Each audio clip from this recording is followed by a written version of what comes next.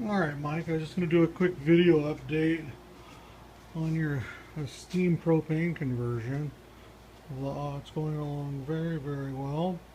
This is being that I've never done an esteem before, it's different than doing a tracker, and there's some space requirements and stuff. Doesn't look like it, but well, maybe it does. Got about, God, I don't know, must be about 11 or 12 hours just into building the evaporator into the throttle body, and getting it all to fit inside this line and connecting the two together. Um,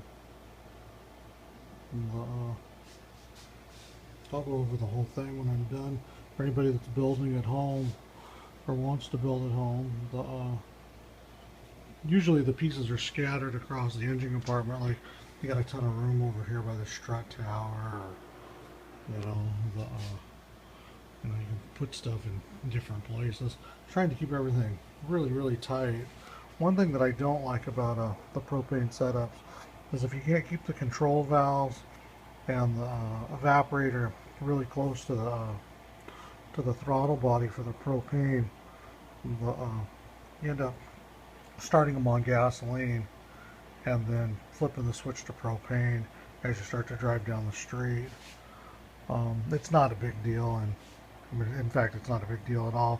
And I was hoping that getting all this closer, I've eliminated about 6 feet of lines that the average propane system has, and 6 feet is probably on the short side. So so now I've got the throttle body tied directly into the evaporator, and that's hard to see, but it's on a 4.5-inch nipple down there, and just coming up with just making it fit. This fits inside the air box of the old air cleaner space, and what do I do with the air cleaner here? Oh, hold on a second. So when it's all said and done, it's that's it right there. Everything's hidden right where the old air cleaner assembly used to be, and then the lines go up and tie into the intake, and then across, and they run down and around, and all of the fuel lines all the way from front to back. Right now I'm actually just doing the wiring for the relay switch and whatnot to turn it from gas to propane. So I've got the fuse panel out of it, or relay panel out of it. But yeah, took a lot of fit to make that happen. So now you've got there's actually a fuel mixture screw underneath on the bottom of these. This one, trying to gain my thought here. Anyhow, there's a mixture screw underneath there for setting richness, and then this just sets idle for the propane system, which has no effect at all on the fuel injection system. And I went way out of my way to make sure this was right up at the top, and that there's no splice in this vacuum line. So weak link at a later date. On some rigs, people get too many vacuum lines too long, and they collapse. So it goes right into the switching valve here, and then this is the fuel switching valve here, and I'm just running it inverted. It's just a magnetic switch, and then the 8mm fuel line. I was trying to collect my thoughts here. Holy smokes. Things burnt me out today. I've been working on it for hours. I'm going to head down and do a little salmon fishing. Take my mind off of it. I built a dual line manifold. On the back side of that unit is actually a fuel filter for the propane. And then the lines come up. And I redid this a couple of different times. And I found that this 90-degree thing I like the most because it's actually inside the tank. I don't know if you can see that, yeah. And when everything's put back in here, you'll be able to put your groceries and stuff inside here behind the headache rack tank. The tank's not bolted all the way down, it's just sitting here, but you can see just with everything finger tight, it's, well, my hand's shaking the camera, but let's just say it's solid. Um, let's see. Yeah, so they go through there, and then these are 400,000 BTU. Um, I guess we call them the barbecue style or vapor. That's actually what we call them, is vapor valves, and they have check valves built into them, which are really nice. The regular barbecues don't have. That you have your valve open on your tank, and you undo the red valve and unscrew it, the spring actually automatically shuts off on both sides. So I think that's kind of a nice feature, and we're not worried about fire or anything like that. It's all about smell. Too many people worrying about other damage, like if you get in a car wreck or something. 1 second here, I'm going to raise the car up a smidge.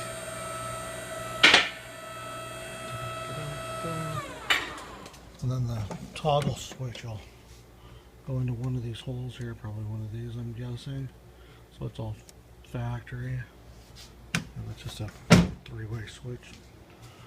And then I'm going to slide underneath here on a creeper. Oh, I wanted to go look at that fuel filter, but you know what? I don't think there's enough light. But, you can't even see it, but the fuel line's hidden in underneath the factory safety shields all the way back there.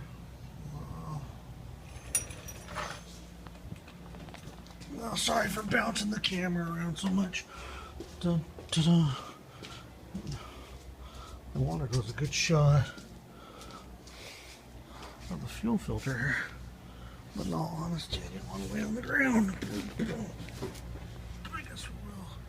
So you got the fuel filter right there. You break the nut off in the back right there, and it unthreads out. And there's I think it's a brass or a bronze stone, like a fish tank would have. You just wash it out with like carburetor cleaner. I've never actually seen anything get in one, to be honest with you. I'm not sure how you enter dirt into the system when everything's sealed and on lines and whatnot, but it's possible. But that's how it all starts, and then it's back that way. And yeah, that's pretty much it. What I have to do is figure out how to put a trailer hitch on this car. It's a unique setup. I think I'm not even sure. I got some of the tie down points for that came across on the ship, or the train rails where they lock it down. There's one on the other side that the tailpipe's in front of. You have to put a new tailpipe on it, going in a different direction. And then do one like a plate setup like I do the early Geo Metros. I'm not sure. It's next week's project, but it's a lot of distance to span here, and I want it to be super strong. I'm thinking about maybe just coming all the way back here and tying into the cross member on these esteems. Are not like the regular Geos.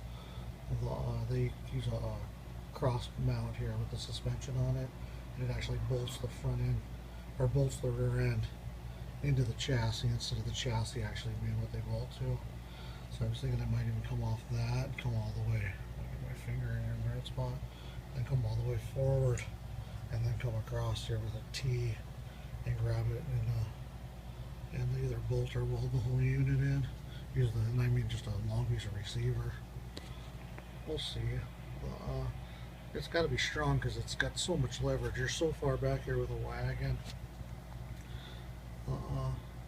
Putting a hitch on it's not a problem. Putting a strong hitch on it is an issue.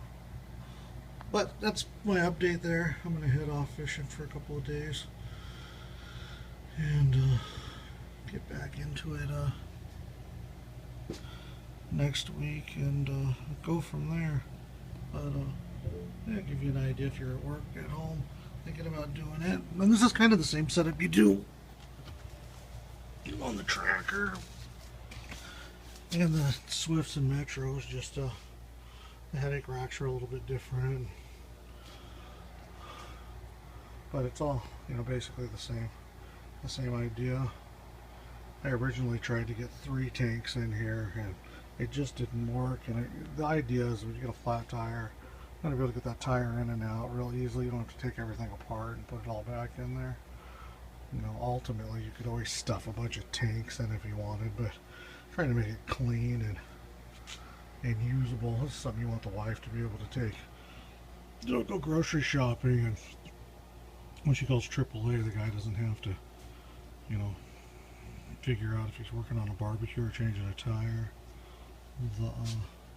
But yeah, besides that, it's coming along really, really well. And that's pretty much it. I got the electrical left on it. You guys have a great weekend.